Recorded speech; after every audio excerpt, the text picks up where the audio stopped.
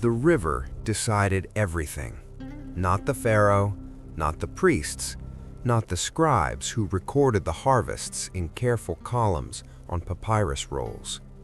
The river. Every year, without negotiation, the Nile rose. It covered the fields, the paths, the boundaries between plots, the low walls that marked where one man's land ended and another's began. It turned the entire floodplain into a shallow inland sea that sat for weeks, sometimes months, before it slowly pulled back. And when it pulled back, it left something behind, a thin layer of dark silt, carried from the mountains of Central Africa, deposited across the entire valley with a precision no human hand could replicate. The Egyptians called it the gift of the river. They were not wrong. But the gift required work, the kind of work that began before sunrise and ended after dark, the kind of work that left its marks on the body, in the spine, in the hands, in the knees, over a lifetime of seasons. Most people in ancient Egypt were farmers, not soldiers, not priests, not scribes, farmers. The civilization that built the pyramids was fed by people who bent over fields and did not straighten up until the day was done. This is what their lives looked like. The Egyptian year did not begin in winter or spring. It began with water. The ancient Egyptians divided their year into 3 seasons, each one defined not by temperature, but by the river. Achet, the inundation, roughly from June to September, when the Nile rose and the fields disappeared beneath it. Peret, the growing season, from October to February, when the flood receded and the sowing began, and the green came up in rows across the black silt.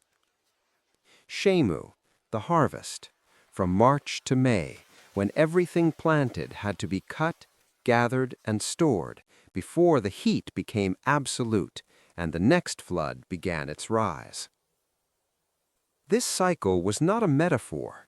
It was the structure of every farmer's life, repeated from childhood until death, without deviation and without pause. The land itself came in 2 kinds, and every farmer knew the difference. Basin land, the low floodplain closest to the river, where the water sat longest and the silt deposited deepest. This was the richest soil. It held moisture. It grew barley and emmer wheat. It was the most productive land in the ancient world. Highland, the elevated areas at the desert edge, where the flood barely reached or didn't reach at all.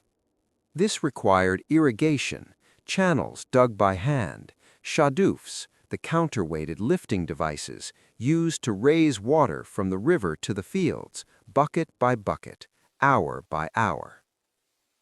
A farmer who worked the highland worked twice as hard for half the yield, and yet those fields were worked, because there was no land to waste.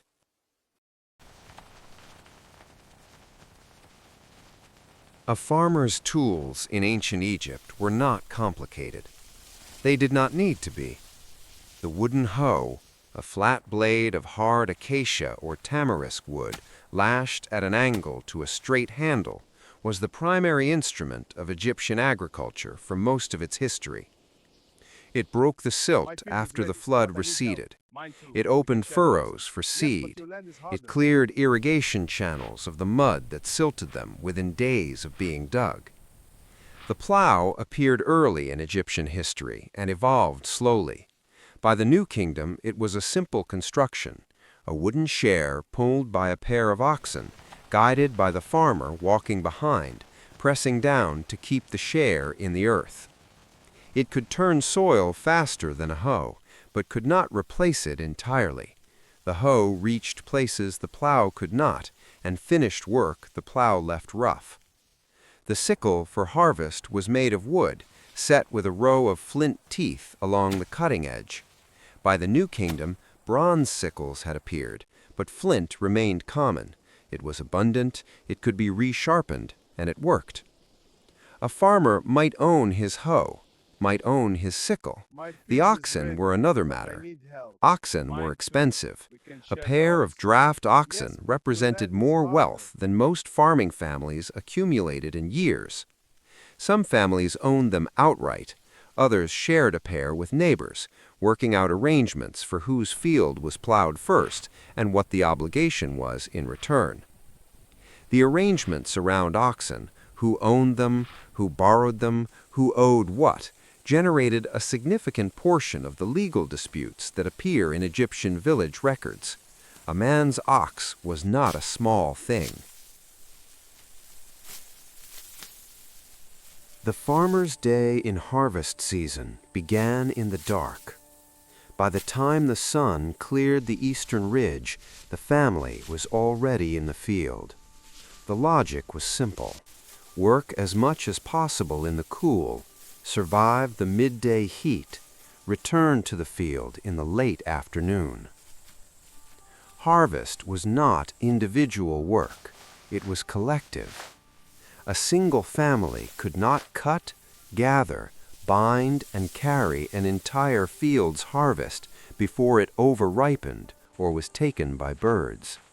So families worked together, neighbors helping neighbors, the understanding being that the help given would be returned when your field was ready. The cutting began at the base of the stalk. The sickle swung low, the cut stalks caught in the other arm and laid in rows behind. Following the cutters, gatherers, often the women and older children, collected the cut stalks and bound them into sheaths with a twisted handful of straw. Then the donkeys, the sheaths loaded onto their backs, carried from the field to the threshing floor, a cleared, hardened area of earth at the field's edge where the grain was spread and animals driven over it, their hooves separating the grain from the stalk. Then winnowing, the threshed grain thrown into the air with wooden scoops, the breeze carrying away the lighter chaff, the heavier grain falling back to the floor. Then measuring, the grain measured by official measurers, state employees who appeared at harvest time with standard measures and papyrus records, assessing what was owed in tax, what could be stored, what remained for the family. This last part, the arrival of the measurer, was the moment the harvest either provided or it didn't. A good flood year, a good growing season, a healthy harvest measured generously, a family had enough to eat, enough to store against bad years, enough to pay what was owed without crisis. A low flood, a thin silt layer, a sparse harvest, measured under a strict official, the calculations became hard. The grain in storage diminished faster than it should, and by the end of Shemu, some families were already thinking about what they would eat through the next Aket. The Egyptian farmer grew more than grain. Emmer wheat and barley were the foundation, the basis of bread and beer, the two pillars of the Egyptian diet at every social level. But the fields and gardens around the house produced a wider range than that. Lentils and chickpeas in rotation with the grain, both because they were nutritious and because legumes restored something to the soil that grain took out, a fact the Egyptians observed empirically without the vocabulary to explain it. Flax for linen, grown, harvested, retted in water, dried, combed into fiber and spun, was both a food source, the seeds pressed for oil, and the source of the cloth that Egypt wore, traded, and wrapped its dead in. Gardens beside the house produced onions, garlic, leeks, so fundamental to the Egyptian diet that ancient records show them included in workers' rations alongside bread and beer. also cucumbers, lettuces, melons. Date palms, managed more than cultivated, produced fruit that was eaten fresh in season and dried for storage. The sap fermented into a rough date wine, the leaves woven into baskets, mats, and rope. The trunk provided timber in a country with almost no other large trees. Dom palms, persea trees, fig trees, pomegranates. The Egyptian agricultural landscape along the Nile's edge was not the bare monoculture of a single crop. It was layered, grain below, trees above, vegetables in between, every available growing surface used. The Nile itself provided protein. Fish dried in the sun and stored, or eaten immediately. Tilapia and catfish were the most common. Both appear constantly in Egyptian records and tomb paintings, not as luxury foods, but as ordinary ones, part of the weekly pattern of eating. Waterfowl, caught with clap nets in the marshes, appeared more rarely on the farmer's table, more commonly as tribute or offering. Meat from domestic animals, cattle, goats, pigs, geese, was not daily food. It appeared at festivals, at weddings, when an animal was too old to work or a celebration required something more. The farmer's daily meal was bread, beer, onions, and whatever the season and the river provided. Simple, caloric, adequate in good years, precarious in bad ones. Egyptian farmers did not farm only for themselves. The state was always present. In theory, most agricultural land belonged to the crown, to temples, or to powerful landowners. The farmer worked it in exchange for the right to keep a portion of what he grew. The rest went up the chain, to the local official, to the temple granary, to the state redistribution system that fed armies, workers, priests, and administrators. Tax was assessed on the expected harvest, calculated against the height of the flood. Higher flood, higher assessment, on the theory that a higher flood meant more silt, and therefore more productive land. This created a particular cruelty in bad years. If the flood was low and the harvest thin, the assessment might still be based on the flood height that was anticipated, leaving farmers to pay from a harvest that hadn't materialized.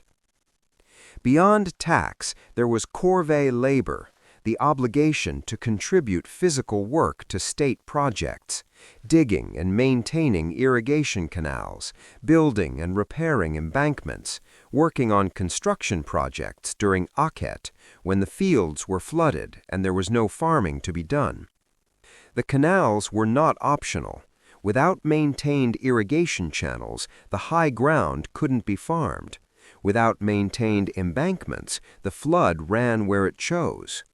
The collective maintenance of the water system was the foundation of Egyptian agriculture, and it required collective labor, organized and enforced by the state.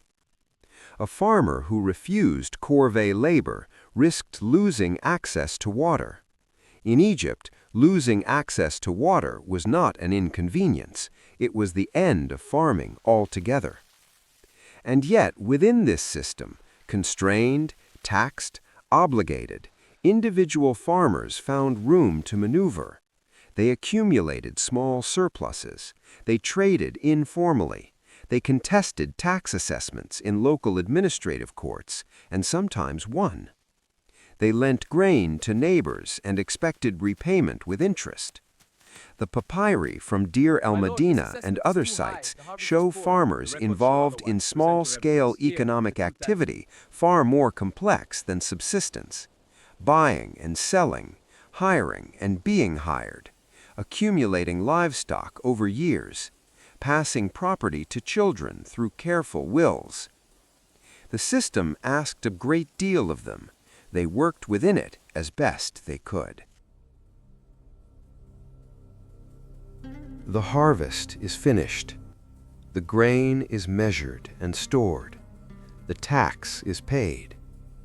What remains fills the grain bins in the back room of the mud brick house with a particular kind of relief. The relief of a calculation that came out right, of a year that delivered what it was supposed to. It will not always. The next flood's height is unknown. The next growing season's weather is unknown. The state's next assessment is unknown. But this season, the bins are full. The bread is there. The beer is there. The family is fed. The fields, now stripped and flat, already show the first signs of the next aket, a slight darkening at the lowest points where the water is beginning its rise. The river is coming again. The farmer sees it and knows it the way he knows his own breathing, without thinking about it, without needing to. This is the rhythm he was born into. This is the rhythm his children will be born into. The water rises, the silt settles, the seed goes in, the green comes up, the sickle swings, the grain is stored, and then again, and then again. They didn't know they were feeding a civilization. They were simply farming. If you enjoy traveling through time like this, consider subscribing to support the channel and to continue exploring ancient worlds together.